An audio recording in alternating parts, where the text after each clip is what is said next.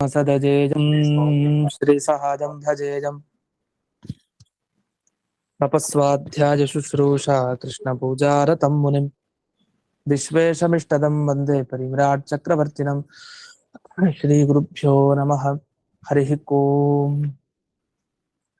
जन्माद्यस्य जतोऽन्वयादितरतश्चार्थेष्वभिघ्नस्वराट् तेने ब्रह्महृदाय आदिकवये मुह्यन्ति यं सूरजः तेजो वारिमृदां यथा विनिमयो यत्र त्रिसर्गो मृषा धाम्ना स्वेन सदा निरस्तकुहकं सत्यं परं धीमहि। ॐ स्वस्त्यस्तु सताम् अशेष सन्मङ्गलानि भवन्तु। सम्यक् श्लोकैकश्रवणपठनमात्रेण वक्तुश्च श्रोतॄणां निखिलकलिकृतकल्मष अपनोदनपटुतरे श्रीमद्भागवते महापुराणे तृतीयस्कन्धे एकादशाध्याये अद्य कथानुवादे सति किंचित पूर्वकथानुवादः।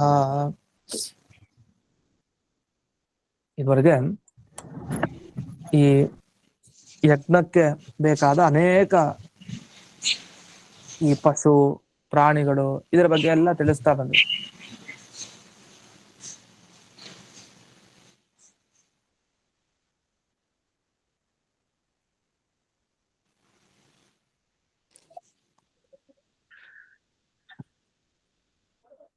ಅಂತೂ ಯಜ್ಞಕ್ಕೆ ಉಪಯೋಗಿಯಾದ ಈ ಪ್ರಾಣಿಗಳು ಪಶುಗಳು ಇದರ ಬಗ್ಗೆ ಎಲ್ಲ ವಿವರಣೆ ಮಾಡ್ತಾ ಹೋದ್ರು, ಪಶು ಪ್ರಾಣಿಗಳು ಇತ್ಯಾದಿಗಳ ಬಗ್ಗೆ.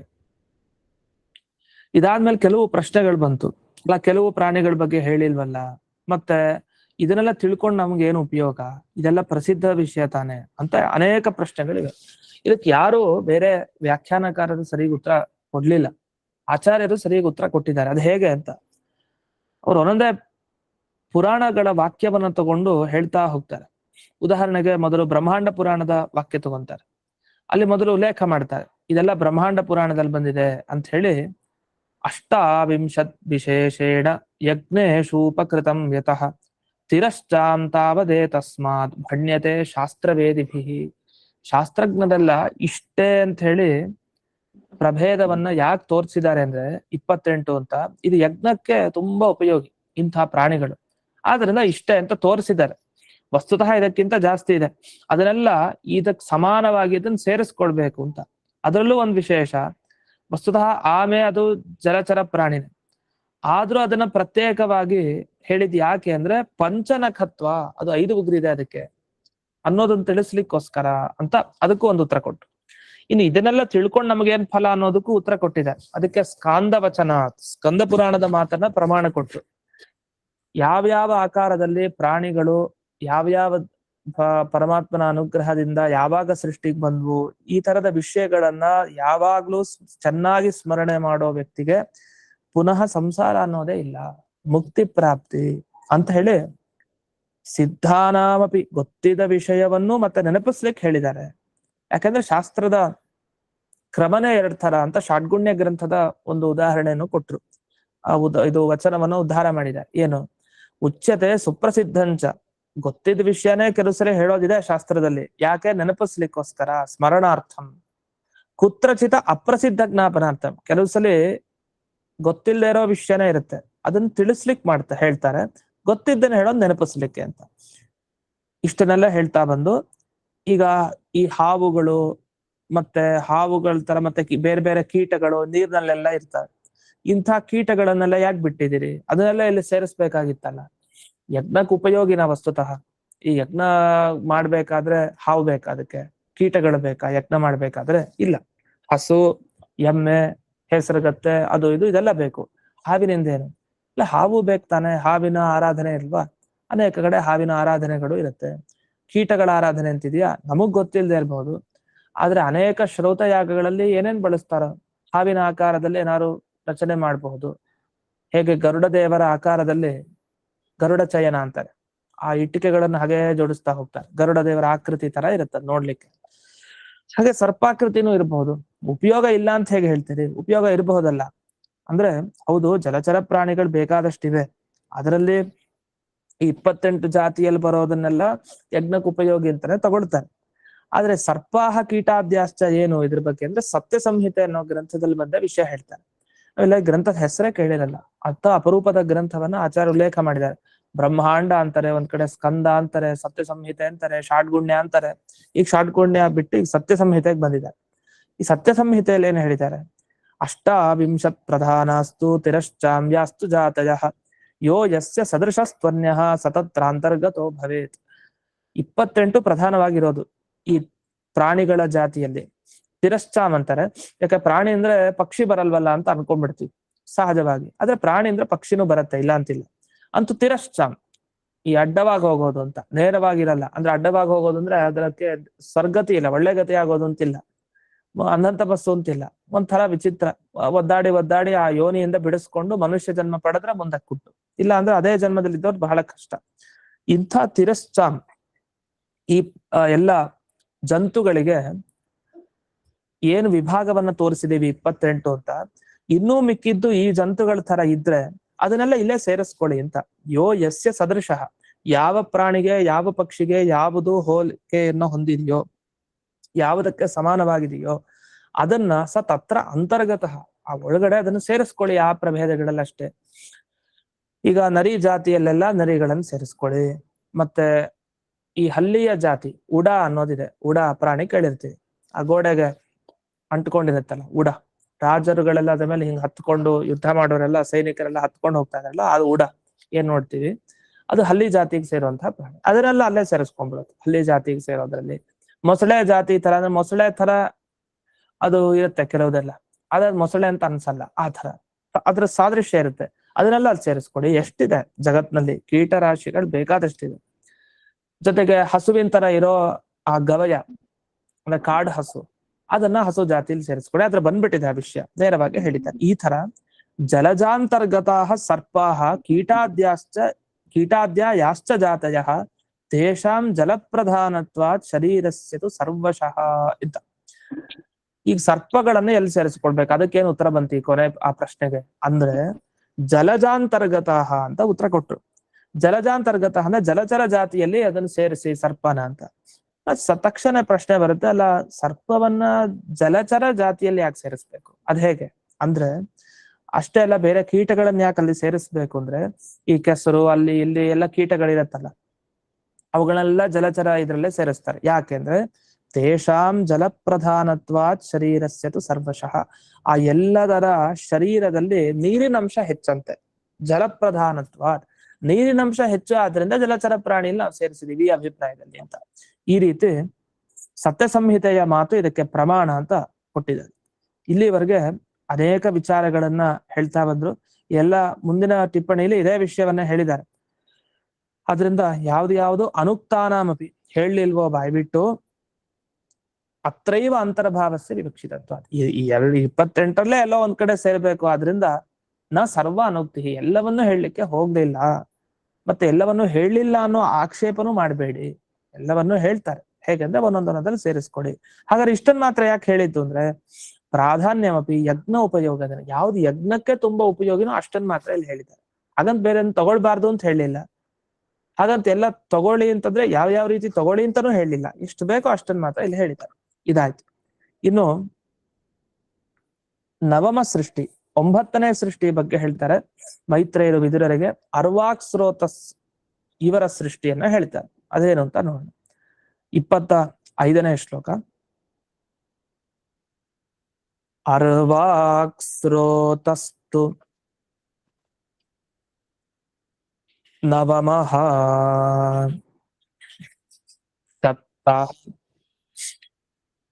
ಏಕವಿಧೋ ನೃಣಾಂ ರಜೋಧಿಕಾಃ ಕರ್ಮಪರಾಃ ದುಃಖೇ ಚ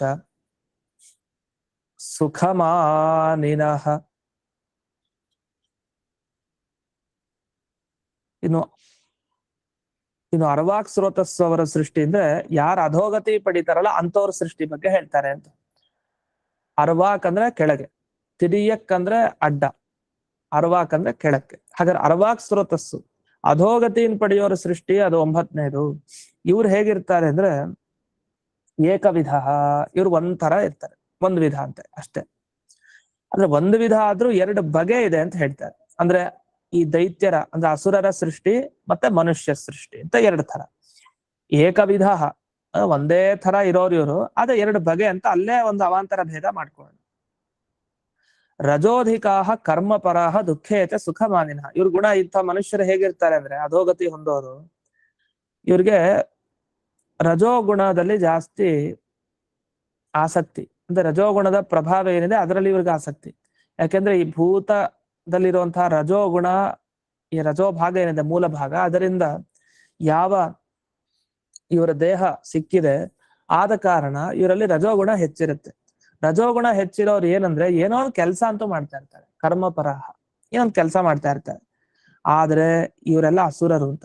ಯಾಕೆ ಅಸುರರು ಅಂತ ಕರಿತಾ ಇದೀರಿ ಅಂದ್ರೆ ಇವ್ರಿಗೊಂದು ಭ್ರಮೆ ಇರುತ್ತಂತೆ. ದುಃಖೇತ ಸುಖ ಮಾನಿನ, ಯಾವ್ದು ದುಃಖ ಅಂತಿದೆಯೋ ಅದನ್ನೇ ಸುಖ ಅನ್ಕೊಂಡು ಭ್ರಮೆಯಲ್ಲಿ ಇರ್ತಾರೆ. ಅದರಿಂದ ಏನೋ ಒಂದು ಕೆಲಸ ಮಾಡ್ತಾ ಇರ್ತಾರೆ. ಅವ್ರಿಗೆ ಗೊತ್ತಿಲ್ಲದೆ ಇದು ಸುಖ ಅನ್ಕೊಂಡು ಹೋಗ್ತಾ ಇರ್ತಾರೆ. ವಸ್ತುತಃ ಅದು ಸುಖ ಅಲ್ವೇ ಅಲ್ಲ, ಅದು ದುಃಖದಾಯಕ. ಆ ದುಃಖವನ್ನ ಇವರು ಸುಖ ಅಂತ ಅಂದುಕೊಂಡು, ಆ ದುಃಖ ನೀಡೋ ವಸ್ತುವನ್ನ ಸುಖಕ್ಕೆ ಕಾರಣ ಇದು ಸಾಧನ ಅಂತ ತಿಳ್ಕೊಂಡು ಅಲ್ಲೇ ಮುಳುಕಿ ಒದ್ದಾಡ್ತಾ ಇರ್ತಾರೆ. ಇಂಥವ್ರು ಅಧೋಗತಿ ಹೊಂದೋರು ಅಸುರರು, ಮನುಷ್ಯರು ಅದರಲ್ಲಿ ಸೇರ್ತಾರೆ. ಅದರಲ್ಲಿ ಅಧಿಕ ರಜೋಗುಣ ಇರೋರು ಕಾಮ್ಯ ಕರ್ಮಪರರು ಅಂತ ಹೇಳ್ತಾರೆ. ಕಾಮ್ಯ ಕರ್ಮ ಜಾಸ್ತಿ ಮಾಡ್ತಾ ಇರ್ತಾರೆ, ಅವರೆಲ್ಲ ರಜೋಗುಣ ಹೆಚ್ಚಿರೋರು ಅಂತ ಅರ್ಥ. ಅವರದೊಂದು ವರ್ಗ, ಇನ್ನೊಂದು ಭ್ರಮೆಗೊಳಗಾದವರು ಇನ್ನೊಂದು ವರ್ಗ ಅಂತ. ಈ ತರ ಎರಡಿದೆ. ಅದರಿಂದ ತುಶಬ್ದಾದ್ ಏಕವಿಧೋಪಿ ದ್ವಿವಿಧ. ಇವರೆಲ್ಲ ಒಂದೇ ಆದ್ರೂ ಅರ್ಧಂಬರ್ಧ ವಿಭಾಗ ಮಾಡೋದು, ಒಂದ್ ಸ್ವಲ್ಪ ಹೀಗಿರ್ತಾರೆ ಹಾಗಿರ್ತಾರೆ ಅಂತ. ಅದಲ್ಲೇನು ಒಂದು ಶ್ಲೋಕವನ್ನು ಉದಾಹರಿಸಿದ್ದಾರೆ. ಯದ್ ರಜೋ ಭೌತಿಕಂ ತೇನ ಮಾನುಷಾಣಂ ಸದಾ ಜನಿಹಿ ತಮೋ ಗೂಢೆ ನರಜಸಾತು ಇತರಸ್ಥಾಸ್ನುಚಾರಿಣಾಂ ಅಂತ ಹೇಳಿದೆ. ಅಂದ್ರೆ ರಜೋನಿಷ್ಠತ್ವ ಯಾಕೆ, ರಜೋಗುಣದಲ್ಲಿ ಯಾಕೆ ಅವರಿಗೆ ಸ್ಥಿರತೆ ಇರುತ್ತೆ ಅಂದ್ರೆ ಭೌತಿಕ ರಜೋಂಶ ಜಾತತ್ವ. ಆ ಭೂತಗಳಲ್ಲಿರೋ ರಜೋಂಶದಿಂದ ಹುಟ್ಟಿರ್ತಾರೆ, ಅಂದ್ರೆ ಅವರ ದೇಹ ಬಂದಿರುತ್ತೆ ಅವರಿಗೆ. ಹಾಗಾಗಿ ಅಷ್ಟೇ ಅಲ್ಲ, ರಜೋನಿಷ್ಠತ್ವಾದೇವ ಕರ್ಮಪರಹ. ಅವ್ರಿಗೆ ರಜೋಗುಣ ಜಾಸ್ತಿ ಇದೆ, ರಜೋಗುಣದಲ್ಲೇ ಅವ್ರಿಗೆ ಆಸಕ್ತಿ. ಅಂದ್ರೆ ರಜೋಗುಣದ ಪ್ರಭಾವ ಏನಿದೆ ಅದರಲ್ಲೇ ಅಂಥದ್ರಲ್ಲೇ ಆಸಕ್ತಿ. ಯಾಕೆ ಇವ್ರಿಗೆ ಅಂದ್ರೆ ನಹಿ ಕಶ್ಚಿತ್ ಕ್ಷಣಮಪಿ ಜಾತುತಿಷ್ಠತ್ಯ ಕರ್ಮಕೃತ. ಅಷ್ಟೊಂದು ಕರ್ಮ ಮಾಡ್ತಾರ ಕಾಮ್ಯ ಕರ್ಮ, ನನ್ಗೆ ಏನಾದ್ರು ಲಾಭ ಸಿಗತ್ತೆ ಇದರಿಂದ, ಇದನ್ ಮಾಡಿದ್ರೆ ಏನೋ ಲಾಭ ಸಿಗತ್ತೆ, ಬರೀ ಇಂಥ ಕಾಮ್ಯ ಕರ್ಮಗಳಲ್ಲೇ ಇರ್ತಾರೆ. ಅದ್ ಹೇಗ್ ಸಾಧ್ಯ, ಅಷ್ಟೊಂದು ಕಾಮ್ಯ ಕರ್ಮ ಮಾಡ್ತಾರೆ ನಿಮ್ಗೆ ಹೇಗ್ ಗೊತ್ತು? ಗೀತೆಯಲ್ಲಿ ಕೃಷ್ಣನೇ ಹೇಳಿದಾನೆ 3ನೇ ಅಧ್ಯಾಯದಲ್ಲಿ, ನಹಿ ಕಶ್ಚಿತ್ ಕ್ಷಣಮಪಿ ಜಾತು ತಿಷ್ಠತಿ ಅಕರ್ಮಕೃತ. ಒಬ್ಬ ಯಾರೇ ಆಗ್ಲಿ, ಒಬ್ಬ ಅವನು ಒಳ್ಳೆಯವನು ಕೆಟ್ಟವನು ಅರ್ಧಂಬರ್ಧನ, ಒಟ್ಟು ಅವನು ಕ್ಷಣಮಪಿ ಒಂದು ಕ್ಷಣವನ್ನೂ ಕೂಡ ಕರ್ಮ ಮಾಡ್ದೇನೆ ಅವನು ಇರ್ತಾನೆ ಅಂತ ಹೇಳಲಿಕ್ಕೆ ಸಾಧ್ಯನೇ ಇಲ್ಲ. ಏನೋ ಒಂದ್ ಕರ್ಮ ನಡೆಯುತ್ತೆ, ಒಂದ್ ದೈಹಿಕನೇ ಆಗ್ಬೇಕು ಅಂತಿಲ್ಲ, ದೇಹದಿಂದಲೇ ಕೈಯಿಂದಲೇ ಕಾಲಿಂದಲೇ ಅಂತಾರ ಮಾನಸಿಕ ಕರ್ಮ ಇದ್ದೇ ಇರತ್ತಲ್ಲ. ಅದರಿಂದ ಒಂದು ಕ್ಷಣವೂ ಕೂಡ ಹಾಗೆ ಕರ್ಮ ಮಾಡದೆ ಒಬ್ಬ ವ್ಯಕ್ತಿ ಇರಲ್ಲ. ಅಂದ್ಮೇಲೆ ರಜೋಗುಣದ ಪ್ರಭಾವದಿಂದಾಗಿ ಕರ್ಮಪರರಾದ ವ್ಯಕ್ತಿಗಳು ಬಹಳ ಇದ್ದೇ ಇರ್ತಾರೆ ಅಂತ ಇಷ್ಟ ಹೇಳಿ. ಇದಾದ್ಮೇಲೆ ಇನ್ನು ರಜೋನಿಷ್ಠಾಹ ತಮೋನಿಷ್ಠಾಹ ದ್ವೇಧಾರ್ವಾಗ್ ಸ್ರೋತಸ ಸ್ಮೃತಾಹ ಅಸುರಾದ್ಯಾಸ್ ತಮೋನಿಷ್ಠ ಮಾನುಷಾಸ್ತು ರಜೋಧಿಕಾಹ ಇತಿ ವಚನ. ಅರ್ವಾಕ್ ಸ್ರೋತಸ್ಸಿನಲ್ಲಿ 2 ವಿಭಾಗ, ಒಂದು ರಜೋನಿಷ್ಠರು, ಒಂದು ತಮೋನಿಷ್ಠರು. ರಜೋನಿಷ್ಠರು ಮನುಷ್ಯರು, ತಮೋನಿಷ್ಠರು ಅಸುರರು ಮತ್ತೆ ದೈತ್ಯರು ಇತ್ಯಾದಿಗಳು ಅಂತ ಹೀಗೆ ಮಾತು ಇದೆ. ಇಲ್ಲಿವರೆಗೆ ಮನುಷ್ಯರ ಲಕ್ಷಣ ಹೇಳಿದ್ರಂತೆ. ಮನುಷ್ಯರ ಲಕ್ಷಣ ಹಾಗಾದ್ರೆ ಏನು ಅಂದ್ರೆ ಅವ್ರಿಗೆ ಸುಖವನ್ನ ನೋಡಿ ದುಃಖ ಅನ್ನೋದು ಇರಲ್ವಂತೆ. ನಿಜವಾಗಿ ಆ ತರ ವಸ್ತುತಃ ಇದೆ, ಆದ್ರೆ ಅಸುರರಿಗಿಂತ ಕಡಿಮೆ ಇರುತ್ತೆ ಅಂತ, ಅಷ್ಟೊಂದಿರಲ್ಲ. ಎಲ್ಲಿ ಭ್ರಮೆ ಅಂದ್ರೆ ಈ ಮನುಷ್ಯರಿಗೆ ರಜೋಗುಣ ಹೆಚ್ಚಿರೋರಿಗೆ ಕಾಮ್ಯ ಕರ್ಮ ಮಾಡೋದು ಜಾಸ್ತಿ, ನಿಷ್ಕಾಮ ಕರ್ಮ ಮಾಡಲ್ಲ. ಕಾಮ್ಯ ಕರ್ಮದಲ್ಲೇ ಆಸಕ್ತಿ ಇರುತ್ತೆ, ಇದು ಮನುಷ್ಯರ ಸ್ವಭಾವ. ಆದ್ರೆ ಅಸುರರ ಸ್ವಭಾವ ಹಾಗಲ್ಲ. ಅವ್ರಿಗೆ ಯಾವ್ದು ದುಃಖ ಅಂತಿರೋದೋ ಅದೇ ಅವ್ರಿಗೆ ಸುಖ, ಯಾವ್ದು ಕೆಟ್ಟದ್ದೋ ಯಾವ್ದು ಅನಿಷ್ಟ ಅಂತ ಜಗತ್ನಲ್ಲೆಲ್ಲ ಮಾತಾಡ್ತಾರೋ ಅದೇ ಅವ್ರಿಗೆ ಬೇಕು. ಈ ತರ ಅದು ಅಸುರಾದಿಗಳ ಲಕ್ಷಣ ಅಂತ ಹೇಳ್ತಾರೆ. ಅನೇನ ಸರ್ವಾರ್ಥೇಶು ವಿಪರೀತ ಜ್ಞಾನಿತ್ವಂ ಆಸುರ ಲಕ್ಷಣ ಮುಕ್ತಂ ಭವತಿ. ಅದರಿಂದ ಆಸುರ ಲಕ್ಷಣ ಅಂದ್ರೇನು, ಇವ್ರಿಗೆ ತಾಮಸ ಬುದ್ಧಿ ಇವ್ರಿಗೆ ಅಂತ ಬೈತಾರೆ, ಕೇಳೋಣ ಕೆಟ್ಟ ಬುದ್ಧಿ ಇವ್ರಿಗೆ ಅಂತ. ಯಾಕೆಂದ್ರೆ ನೀವ್ ಏನೇ ವಸ್ತು ಅವ್ರ ಮುಂದೆ ಇಡಿ, ಅವ್ರಿಗೆ ಕಾಣಿಸೋದು ವಿಪರೀತವಾಗಿ ಕಾಣೋದು, ಅವ್ ಯಾವ್ದು ಸರಿಯಾಗಿ ಕಾಣೋದೇ ಇಲ್ಲ. ನೀವ್ ಎಂಥ ಒಂದ್ ಸುಂದರವಾದ ವಸ್ತು ಮುಂದಿಟ್ರು, ಎಷ್ಟೇ ಒಳ್ಳೆಯದನ್ನಿಟ್ಟು ಒಳ್ಳೆ ಮಾತನ್ನ ಹೇಳಿದ್ರು ಅವ್ರ ಅರ್ಥ ಆಗೋದೇ ಬೇರೆ, ಅವ್ರ ಚಿಂತನೆ ಮಾಡೋದೇ ಬೇರೆ, ಅವ್ರು ಕಾಣೋದೇ ಬೇರೆ. ಈ ತರದವ್ರು ಯಾರಿರ್ತಾರೆ, ಸರ್ವಾರ್ಥೇಶು ವಿಪರೀತ ಜ್ಞಾನಿತ್ವ, ಎಲ್ಲಾ ವಸ್ತುಗಳಲ್ಲೂ ವಿಪರೀತ ಜ್ಞಾನ ಯಾರಿಗಿರುತ್ತೋ ಅದು ಅಸುರರ ಲಕ್ಷಣ ಅಂತ. ಆಸುರಿ ಭಾವ ಅದು ಅಲ್ಲ. ಅದಕ್ಕೊಂದು ಪ್ರಮಾಣನೂ ಇದೆ, ಸುಮ್ನೆ ಅಲ್ಲ, ಅದಕ್ಕೆ ಕೊಡ್ತಾರೆ. ಸರ್ವಾರ್ಥಾನ್ ವಿಪರೀತಾಂಶ್ಚ ಬುದ್ಧಿ ಸಾ ಪಾರ್ಥ ತಾಮಸಿ. ಪಾರ್ಥ, ಇದು ಅತ್ಯಂತ ತಾಮಸಿ ಬುದ್ಧಿ. ಏನು? ಸರ್ವಾರ್ಥಾನ್ ವಿಪರೀತಾಂಶ್ಚ ಬುದ್ಧಿ, ಎಲ್ಲವನ್ನ ವಿಪರೀತವಾಗಿ ತಿಳ್ಕೊಳ್ತಾ ಇರೋದು. ಸುಖೇ ಸುಖೈಕ ಭಾವ ಅಸ್ತು ದೇವ ನೈವಂತು ದಾನವಾಹ. ಅಷ್ಟೇ ಅಲ್ಲ, ಸುಖ ನೋಡಿ ಇದು ಸುಖ, ನನಗಿದು ಸುಖಕ್ಕೆ ಕಾರಣ ಅಂತ ಒಂದು ವಸ್ತು ಹೇಗಿದೆಯೋ ಹಾಗೆ ಸರಿಯಾಗಿ ತಿಳ್ಕೊಳ್ತಾರಲ್ಲ, ಹಾಗೆ ತಿಳ್ಕೊಂಡು ಅವ್ರ ದೇವತೆಗಳು. ಯಾರು ಹಾಗೆ ತಿಳಿಯಲ್ವೋ ಅವ್ರ ದಾನವರು ಅಂತ ಅರ್ಥ. ಅದರಿಂದ ಇದ್ದ ಹಾಗೆ ಸರಿಯಾಗಿ ತಿಳ್ಕೊಂಡ್ರೆ ಅವ್ರ ದೇವತೆಗಳ ಲಕ್ಷಣ. ಇದ್ದದ್ದನ್ನೆಲ್ಲ ವಿಪರೀತವಾಗಿ ತಿಳ್ಕೊಳ್ತಾ ಹೋದ್ರೆ ಅದು ದಾನವರ ಲಕ್ಷಣ ಅಂತ ಒಟ್ಟು ತಾತ್ಪರ್ಯ. ಇನ್ನು ಮನುಷ್ಯರದ್ ಎರಡು ತರ. ಒಂದ್ಸಲಿ ದಾನವರ ತರ ಆಡ್ತಾರೆ, ಇನ್ನೊಂದ್ಸಲಿ ದೇವತೆಗಳ ತರ ಆಡ್ತಾರೆ. ಹಾಗೆ ಅಂದ್ರೆ ಇದ್ದದ್ದನ್ನ ಸರಿಯಾಗಿ ಅರ್ಥ ಮಾಡ್ಕೊಳ್ತಾರೆ, ಕೆಲಸರಿ ಇದನ್ನು ವಿಪರೀತವಾಗಿ ಅರ್ಥ ಮಾಡ್ಕೊಳ್ತಾರೆ. ಇತಿ ಜ್ಞಾತವ್ಯಂ ಅಂತಾರೆ. ಚಶಬ್ದಾತ್. ಅವ್ರನ್ನೂ ಚ ಅಂದ್ರೆ ಅವ್ರನ್ನೂ ಹೀಗೆ ಇಟ್ಕೊಳ್ಳಿ, ಇನ್ನೊಬ್ರನ್ನ ಅಂದ್ರೆ ಮನುಷ್ಯರನ್ನು. ಅಲ್ಲ, ಅರ್ವಾಕ್ ಸ್ವತಸ್ಥ ಮನುಷ್ಯರದ ಹಾಗಾದ್ರೆ ಯಾಕೆ ಅಂತಂದ್ರೆ, ನೀವು ಎರಡು ತರ ಒಂದ್ಮೇಲೆ ದೇವತೆಗಳ ತರ ಸ್ವರ್ಗತಿ ಆಗ್ಬೋದಲ್ಲ, ಸ್ವರ್ಗಕ್ಕೆ ಹೋಗ್ಬೋದಲ್ಲ ಮನುಷ್ಯರು. ನೀವ್ ಯಾಕೆ ಅರ್ವಾಕ್ ಸ್ವತಸ್ಥಲ್ಲಿ ಸೇರಿಸ್ತಾ ಇದ್ದೀರಿ? ಅಧೋಗತಿನೇ ಮನುಷ್ಯರಿಗಾಗತ್ತೆ ಅಂತ ಅಂದ್ರೆ ಆ ಪ್ರಶ್ನೆಗೆ ಉತ್ತರ ಕೊಡ್ತಾರೆ, ಅದ್ ಹಾಗಲ್ಲ. ಮಾನುಷಾಣಂ ಕಥಮಿತಿ ಚೇತ್ ಶುಭ ಪ್ರಯತ್ನ ಮಂತರೇಣ ಅಧೋಗಮನ. ನೀವು ಒಳ್ಳೆ ಕರ್ಮ ಮಾಡ್ಲಿಲ್ಲ ಅಂತ ಇಟ್ಕೊಳ್ಳಿ, ನಿಮ್ಗೆ ಅಧೋಗತಿ ಫಿಕ್ಸ್ ನಿಶ್ಚಿತ. ಸಾಮಾನ್ಯವಾಗಿ ಶುಭ ಕರ್ಮ ಮಾಡಲ್ಲ ಮನುಷ್ಯರು, ಎಡವಟ್ ಮಾಡ್ಕೊಂತಾರೆ. ಹಾಗಾಗಿ ಅರ್ವಾಕ್ ಸ್ರೋತಸ್ನಲ್ಲೇ ಸೇರಿಸ್ಬಿಟ್ಟಿದ್ದಾರೆ. ಯಾರು ಒಳ್ಳೆ ಕರ್ಮವನ್ನು ಮಾಡ್ತಾ ಇರ್ತಾರೋ ಅವ್ರಿಗೆ ಅಧೋಗಮನ ಆಗ್ಬೇಕು ಅಂತಿಲ್ಲ, ಅವ್ರು ಒಳ್ಳೆ ಊರ್ಧ್ವಗಮನನೇ ಆಗತ್ತೆ. ಆದ್ರೆ ಅಧೋಗಮನ ಶುಭ ಪ್ರಯತ್ನ ಇಲ್ಲದೆ ಆಗಲ್ಲ, ಅದನ್ನ ಪ್ರಯತ್ನ ಪಡ್ಲೇಬೇಕು ಅಂತ. ಅದನ್ನೇ ಒಂದು ಶ್ಲೋಕದಲ್ಲೂ ತಿಳಿಸಿದ್ದಾರೆ. ಪ್ರಮಾಣ ವಾಕ್ಯ ಇದೆ, ಪ್ರಾಯೋಧೋ ಗಮನಂ ಯಸ್ಮಾತ್ ಪ್ರಯತ್ನೇನ ವಿನಾ ಭವೇತ್ ಅರ್ವಾಕ್ ಸ್ರೋತಸ ಇತ್ಯೇವ ಮಾನುಷಾ ಪರಿಕೀರ್ತಿತಾ. ಮನುಷ್ಯರನ್ನೆಲ್ಲ ಯಾಕೆ ಅರ್ವಾಕ್ ಸ್ರೋತಸ್ನಲ್ಲಿ ಸೇರಿಸಿರೋದು ಅಂತಂದ್ರೆ, ಪ್ರಯತ್ನ ಇಲ್ಲದೇನೆ ಅವರಿಗೆ ಅಧೋಗಮನನೇ ನಿಶ್ಚಿತ. ಹೆಚ್ಚಾಗಿ ಅವ್ರ ಅಧೋಗತಿಗೆ ಹೋಗೋದ್ರಿಂದ, ಶುಭ ಕರ್ಮ ಪ್ರಯತ್ನ ಮಾಡೋಲ್ಲ, ಆದ್ರಿಂದ ಅವ್ರನ್ನ ಅರ್ವಾಕ್ ಸ್ರೋತಸ್ಸಲ್ಲಿ ಸೇರಿಸಿದೀವಿ ಅಂತ. ಇದಾದ್ಮೇಲೆ ಇನ್ನು ಮುಂದಿನ ವಿವರಣೆ. ತಿರಶ್ಚಾಂ ಸ್ಥಾವರಾಣಾಂ ಚ ಬುದ್ಧಿ ಪೂರ್ವ ಪ್ರವರ್ತಿನಾಂ ಅಸುರಾಣಾಂ ಚ ಬುದ್ಧಿ ಪೂರ್ವ ಪ್ರವರ್ತಿನಾಂ ಅಸುರಾಣಾಂ ರಕ್ಷಸಾಂ ಚ ಪಿಶಾಚಾನಾಂ ತಥೈವ ಚ ಅರ್ವಾಕ್ ಸ್ರೋತಸ್ತ್ವಮುದ್ದಿಷ್ಟಂ ನಿಯಮಾತ್ ಅಸುರಾದಿನಾಂ. ಅಂದ್ರೆ ಈ ಅಸುರಾದಿಗಳು ಯಾರ್ಯಾರಿದ್ದಾರೆ ಅವರೆಲ್ಲ ಅರ್ವಾಕ್ ಸ್ರೋತಸ್ನಲ್ಲಿ ಸೇರಿಸಿದ್ದಾರೆ. ಯಾರ್ಯಾರು ಅಸುರಾದಿಗಳು ಅಂತಂದ್ರೆ ಅದಕ್ಕೆ ಹೇಳ್ತಾರೆ, ರಾಕ್ಷಸರು, ಪಿಶಾಚ, ಆ ಪಿಶಾಚಗಳು ಎಲ್ಲ ಸೇರ್ತಾರೆ. ಬುದ್ಧಿಪೂರ್ವ ಪ್ರವೃತ್ತಿ. ಬುದ್ಧಿ ಇಲ್ಲದೆ ಪ್ರವೃತ್ತಿ ಮಾಡಲ್ಲ, ಬೇಕು ಅಂತ ಗೊತ್ತಿದೆ ಪ್ರವೃತ್ತಿ ಮಾಡ್ತಾರೆ. ಅದು ಅಬದ್ಧ ಕರ್ಮದಲ್ಲೇ ಪ್ರವೃತ್ತಿ ಮಾಡ್ತಾರೆ, ಮಾಡಬಾರದು ಕರ್ಮದಲ್ಲಿ. ಹಾಗಾಗಿ ಅಧೋಗತಿ ಅವ್ರಿಗೆಲ್ಲ ಇರುತ್ತೆ. ಇತಿ ವಚನಾತ್ ತಿರ್ಯಗಾದಿ ಸಾಧಾರಣಮಪಿ ಅಸುರಾದೀನಂ ಅರ್ವಾಕ್ಸ್. ವಸ್ತುತಃ ಈ ಪ್ರಾಣಿಗಳದು ಮತ್ತೆ ಸ್ಥಾವರ ಪದಾರ್ಥಗಳು ಅವುಗಳು ಬುದ್ಧಿಪೂರ್ವಕವಾಗಿ ಪ್ರವೃತ್ತಿ ಮಾಡ್ತಾರೆ, ಅಲ್ಲಿರೋ ಜೀವರೆಲ್ಲ. ಆದ್ರೂ ಈ ಅಸುರರು ಬುದ್ಧಿಪೂರ್ವಕ ಪ್ರವೃತ್ತಿಯನ್ನು ಹೊಂದಿದ್ದಾರೆ. ಇಬ್ರಿಗೂ ಏನ್ ವ್ಯತ್ಯಾಸ? ಇವ್ರದ್ದು ವಿಶೇಷವಾಗಿ ಅಂತ ಆಸುರಿ ಪ್ರವೃತ್ತಿ ಇರುತ್ತೆ, ಅವರಲ್ಲಿ ಇರಲ್ಲ, ಅಷ್ಟೇ ವ್ಯತ್ಯಾಸ. ಬಿಟ್ರೆ ಬುದ್ಧಿಪೂರ್ವಕ ಪ್ರವೃತ್ತಿ ಎಲ್ಲರಲ್ಲೂ ಇದ್ದೇ ಇದೆ. ಅದನ್ನ ಹೇಳ್ತಾರೆ. ಅರ್ವಾಕ್ ಸ್ರೋತಸ್ಸರು ಅಂದ್ರೆ ತಿರ್ಯಕ್ ಜಂತುಗಳು, ಸ್ಥಾವರ ಪದಾರ್ಥ, ಮತ್ತೆ ಬುದ್ಧಿಪೂರ್ವಕವಾಗಿ ಪ್ರವೃತ್ತಿ ಮಾಡೋ ಮನುಷ್ಯರು, ಮತ್ತೆ ಅಸುರರು, ಮತ್ತೆ ಪಿಶಾಚರು. ಆದ್ರೆ ನಿಯತವಾಗಿ ಇವರು ಅರ್ವಾಕ್ ಸ್ರೋತಸ್ಸಿನಲ್ಲೇ ಸೇರ್ತಾರೆ ಅಂತಂದ್ರೆ ಅದು ಅಸುರನ್ನೇ ಹೇಳ್ಬೋದು, ರಾಕ್ಷಸರನ್ನ ಮತ್ತೆ ಪಿಶಾಚಗಳನ್ನ ಹೇಳ್ಬೋದು. ಆದ್ರಿಂದ ಒಟ್ಟು 3 ವಿಧವಾಗಿ ಜೀವರ ಸ್ವರೂಪ ಆಯ್ತು ಅಂತ. ಅಂದ್ರೆ ಮುಕ್ತಿ ಯೋಗ್ಯರು, ತಮೋ ಯೋಗ್ಯರು, ಮಿಶ್ರರು ಅಂತ 3 ಥರ. ಮುಕ್ತಿಗೆ ಹೋಗೋರು, ತಮಸ್ಸಿಗೆ ಹೋಗೋರು, ಅರ್ಧಂಬರ್ಧ ಅಂತ. ಇಲ್ಲಿ ಕೆಲವರು ವ್ಯಾಖ್ಯಾನ ಮಾಡಿದಾರಂತೆ ಅರ್ವಾಕ್ ಸ್ರೋತಸ್ ಅನ್ನೋ ಶಬ್ದಕ್ಕೆ. ಆಮೇಲೆ ಆಚಾರ್ಯರ ವ್ಯಾಖ್ಯಾನ ಇಟ್ಕೊಂಡು ಅದಕ್ಕೆ ಉತ್ತರ ಕೊಡ್ತಾರೆ. ಮೊದಲು ಬೇರೆ ವ್ಯಾಖ್ಯಾನಕಾರರು ಇದಕ್ಕೆ ಏನ್ ವ್ಯಾಖ್ಯಾನ ಮಾಡಿದ್ದಾರೆ ಅಂತ. ಅರ್ವಾಕ್ ಸ್ರೋತಸ್ಸು ಅಂತಂದ್ರೆ ತಿನ್ನೋ ಆಹಾರ ಏನಿದೆಯಲ್ಲ ಅದು ಗಂಟಲ್ಲಿ ಕೆಳಗೆ ಇಳ್ಕೊಂಡು ಹೋಗತ್ತಲ್ಲ, ಅದಕ್ಕೆ ಅರ್ವಾಕ್ ಸ್ರೋತಸ್ಸು ಅಂತ ಕರೀತಾರೆ ಅಂತ ಹೀಗೊಂದು ಅರ್ಥ ಮಾಡಿದ್ದಾರೆ. ಏನೇನು ಹೊಳೆಯಲ್ವೋ ಆ ರೀತಿಯಲ್ಲಿ ಅರ್ಥ ಮಾಡ್ಬಿಟ್ಟಿದೆ. ಹೀಗೂ ಅರ್ಥನ ಅಂತ ಅನಿಸ್ಬೇಕು. ಅರ್ವಾಕ್ ಅಂದ್ರೆ ಕೆಳಕ್ಕೆ, ಸ್ರೋತಃ ಮಾರ್ಗದ ಮುಖ ಅಂತರ ಹೋಗುತ್ತೆ. ಅಂದ್ರೆ ಉಂಡ ಆಹಾರ ಗಂಟ್ಲಲ್ಲಿ ಕೆಳಗಿಳಿತಾ ಇದೆ. ಇದು ಇಂಥದ್ದು ಏನಿದೆ ಯಾರಿಗಿದೆಯೋ ಅರ್ವಾಕ್ ಸ್ರೋತಸ್ಸು ಅಂತ. ಅಂದ್ರೆ ಇವರೆಲ್ಲ ಮಾನವರಲ್ಲಿ ಒಂದೇ, ಅದರಲ್ಲಿ ಜಾತಿ ಭೇದ ಇಲ್ವಂತೆ ಇವ್ರ ಪ್ರಕಾರ. ಹಸು, ಕುದುರೆ, ಅದು ಇದು ಈ ತರ ಪ್ರಾಣಿಗಳಲ್ಲಿ ಹೇಗೆ ಜಾತಿ ಭೇದ ಇದೆ ಅದಿಲ್ಲ ಅರ್ವಾಕ್ ಸ್ರೋತಸ್ಸರಲ್ಲಿ. ಎಲ್ಲ ಏನು ಗಂಟಲ್ಲಿ ಹಾಕಿದ್ರೆ ಎಲ್ಲ ಕೆಳಗೆ ಇಳಿತಾನೆ ಇರುತ್ತೆ, ಅದು ಪ್ರಾಣಿಗಳಿಗೆ ಇಳಿಯಲ್ವಾ? ಹಾಗಾದ್ರೆ ಅದೆಲ್ಲ ಯೋಚನೆ ಮಾಡ್ಲಿಲ್ಲ ಅವರು. ಅರ್ವಾಕ್ ಸ್ರೋತಸ್ಸು ಒಂದು ವ್ಯಾಖ್ಯಾನ ಮಾಡ್ಬಿಟ್ರು. ಎಲ್ರು ರಜೋಗುಣದಿಂದ ತುಂಬಿದ್ದಾರೆ, ಈ ಕಡೆ ತುಂಬಾ ಒಳ್ಳೆಯವರು ಅಲ್ಲ, ತುಂಬಾ ಕೆಟ್ಟವರು ಅಲ್ಲ ಅಂಥವ್ರು. ಇವರೆಲ್ಲ ಎಲ್ಲಿ ಸೇರ್ತಾರೆ ಅಂದ್ರೆ ದೇವತೆಗಳ ವರ್ಗದಲ್ಲಿ ಸೇರ್ತಾರೆ ಅಂತ ಹಿಂಗ್ ವ್ಯಾಖ್ಯಾನ ಮಾಡಿದ್ದಾರೆ. ಒಳ್ಳೆ ಕಥೆ ಆಯ್ತು.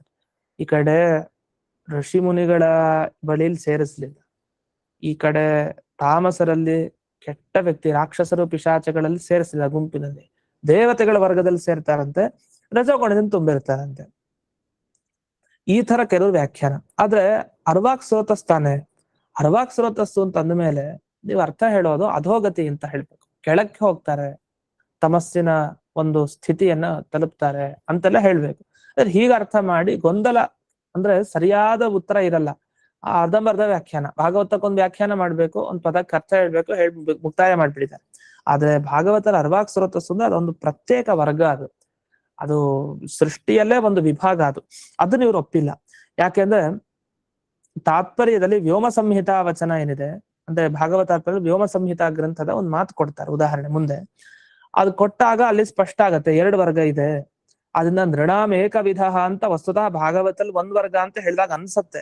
ಆದ್ರೆ ಚ ಅನ್ನೋದ್ರಿಂದ ಅಸುರರದು 1 ವರ್ಗ ಇದೆ ಅಂತ ಹಾಗೆ ವ್ಯಾಖ್ಯಾನ ಮಾಡ್ಬೇಕಂತೆ. ಮನುಷ್ಯರದು 1 ವರ್ಗ, ಅಸುರರದು 1 ವರ್ಗ ಅಂತ ಇಟ್ಕೊಂಡಾಗ 2 ಆಗೋಯ್ತು. ಅದರಿಂದ ಅವ್ರಿಗೇನ್ ಭ್ರಮೆ ಬಂತು, ಒಂದೇ ವರ್ಗ ಹೇಳ್ಬಿಟ್ಟಲ್ಲ, ಹೇಗ್ ಮಾಡೋದು ಇದನ್ನ, ಅಸುರರ್ದೇನೋ 1 ವರ್ಗ ಮಾಡ್ಬಿಡ್ಬೋದು, ಈ ಮನುಷ್ಯರದ್ದು ಏನ್ ಮಾಡೋದು ದೇವತಾ ವರ್ಗದಲ್ಲಿ ಸೇರಿಸ್ಬಿಡೋಣ ಅಂತ ಈ ಸಮಸ್ಯೆಗೆ ಅವ್ರು ಮಾಡ್ಕೊಂಡ್ಬಿಟ್ಟು ಅದ್ರ ತಪ್ಪು. ಅಷ್ಟೇ ಅಲ್ದೇನೆ ರಜೋಗುಣದ ಪ್ರಭಾವ ಹೆಚ್ಚಾದಾಗ ಕಾಮ್ಯ ಕರ್ಮ ಮಾಡ್ತಾರೆ, ಆ ಯಾಗ ಈ ಯಾಗ ಈ ಹೋಮ ಅದು ಹೋಮ ಅಂತೆಲ್ಲ ಮಾಡಿಸ್ತಾರೆ. ತಮೋಗುಣ ಪ್ರಭಾವ ಬಂದಾಗ ಜಾಸ್ತಿ ಯಾವ್ದು ದುಃಖ ಕಾರಣನೋ ಅದು ಸುಖ ಕಾರಣ ಅಂತ ಭ್ರಮಿಸೋದು ಇದೆ. ಈ ತರ 2 ವರ್ಗ ಇದೆ ಅಂತ ಹೇಳೋದೇ ನಿಜವಾಗಿ ಭಾಗವತಕ್ಕೆ ಸಮ್ಮತ.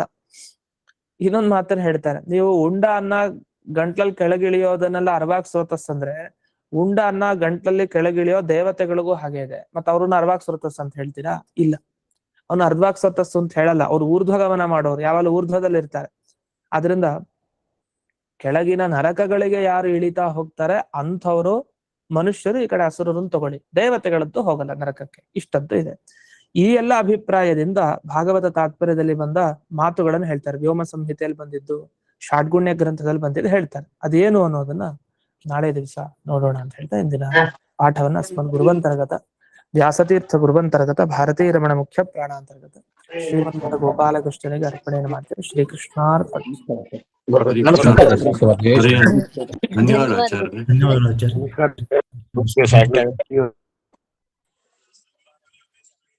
ಧನ್ಯವಾದಗಳು ಗುರುಗಳೇ.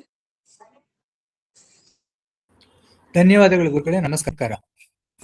ನಮಸ್ಕಾರ ಆಚಾರ್ಯ.